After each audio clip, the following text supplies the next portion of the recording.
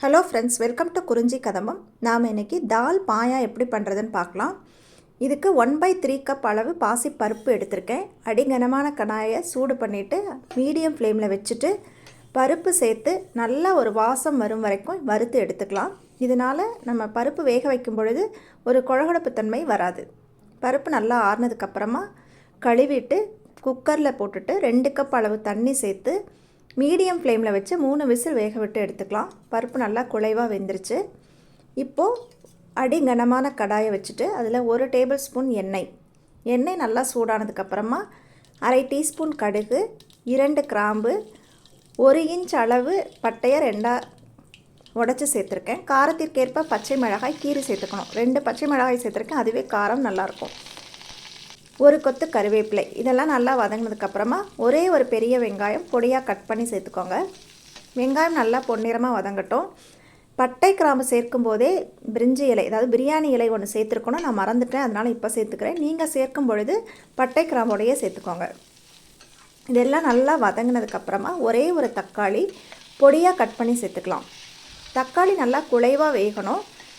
குழைவாக வேகிறதுக்கு மூடி வச்சு வேக விடுங்க. அப்படி இல்லைன்னா லைட்டாக தண்ணி தெளித்து மூடி வச்சு விட்டிங்கன்னா நல்லா வெந்துடும். நல்லா குழைவாக வெந்ததுக்கப்புறமா 1/2 டீஸ்பூன் அளவு மஞ்சள் தூள் சேர்த்துக்கலாம். மஞ்சள் தூளோட பச்சை வாசம் போனதுக்கப்புறமா வேக வச்சு வச்சுருக்கிற பருப்பையும் சேர்த்துக்கோங்க. தேவைக்கேற்ப உப்பு எல்லாம் சேர்த்துட்டு நல்லா கலந்துட்டு மூடி போட்டு நல்லா கொதிக்க விடுங்க. இதுக்கு இடையில் 1/2 கப் அளவு தேங்காய் அல்லது 1/2 மூடி தேங்காய் எடுத்துகிட்டு வெதுவெதுப்பான தண்ணீர் சேர்த்து பால் எடுத்துக்கலாம். முதல் பால் மட்டும் போதும், 2ஆம் பால்லாம் தேவையில்லை. அந்த பால் ஒரு 1/2 கப் அளவு நமக்கு கிடைக்கும். இந்த பருப்போடு சேர்த்துருங்க. சேர்த்து நல்லா கலந்துட்டு ஒரே ஒரு கொதி வர வரைக்கும் விட்டால் போதும். ரொம்ப நேரம் விட்டிங்கன்னா பால் திரிஞ்சிரும்.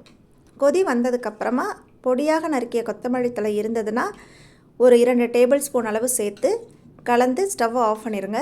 சூப்பரான தால் பாயா ரெடி. தோசைக்கு கூட ரொம்ப நல்லா இருந்ததுங்க. என்னடா இது ஆட்டுக்காலில் பாயா பண்ணுவாங்க, வெஜிடபிள்ஸில் கூட பண்ணுவாங்க, இவங்க பருப்பில் பண்ணியிருக்காங்களேன்னு நினைக்காதீங்க. ரொம்ப ரொம்ப சூப்பராக இருக்குங்க. இதோட டேஸ்ட் நீங்கள் ஒரு தடவை டேஸ்ட் பண்ணி பார்த்துட்டிங்கன்னா வீட்டில் எந்த பொருளுமே இல்லை அப்படின்னா கூட இந்த பருப்பு இருந்ததுன்னா நம்ம ஒரு பாயா செஞ்சிடலாம். காய் எதுவுமே தேவையில்லை, ஆனால் அட்டகாசமான டேஸ்ட்டில் இருக்கும். கண்டிப்பாக ட்ரை பண்ணி பார்த்துட்டு உங்களோட ஃபீட்பேக்கை மறக்காமல் கமெண்ட்டில் சொல்லுங்கள். தேங்க்ஸ் ஃபார் வாட்சிங்.